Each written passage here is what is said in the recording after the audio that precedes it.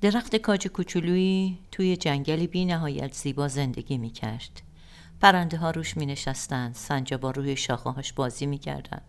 اما اون به هیچ کدوم از اینا توجه نداشت و فقط می خواست رشد کنه و بزرگ بشه.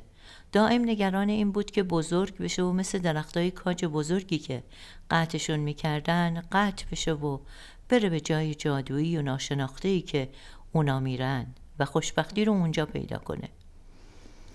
تا اینکه یه روز چوب برا اومدن و قطعش کردن، اما چنان به درد و رنج افتاد که با خودش گفت چقدر من خوشبخت بودم، چقدر روزگاری که با پرنده ها و سنجابا بودم خوش بود، کاش قدر همون روزا رو میدونستم، اما اون دوران دیگه هرگز بر نمیگرده. چوب برا به عنوان درخت کاج کریسمس فروختنش. بچه ها تزیینش کردن و دورش رقصیدن و بازی کردن. اما درخت با خودش فکر میکرد امشب که خوب نتونستم لذت ببرم، ولی فردا شب از این همه مراسم قشنگ لذت میبرم. اما فردا شبی در کار نبود. درخت رو صبح روز بعد به انباری انداختن. درخت انقدر قصه خورد که با خودش گفت دیشب چقدر من خوشبخت بودم، کاش قدرشو میدونستم، اما اون دوران دیگه هرگز بر نمیگرده. توی انبار موشا دورش جمع شدن و درخت کاج برای موشا قصهشو تعریف میکرد.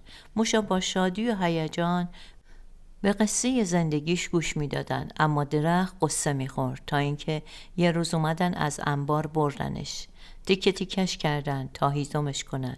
اون وقت فکر کرد چقدر روزگاری که با موشا بودم خوشبخت بودم، چقدر همه با علاقه به هم گوش میدادن، کاش قدر اون روزا رو میدونستم. اما اون دوران دیگه هرگز بر نمیگرده.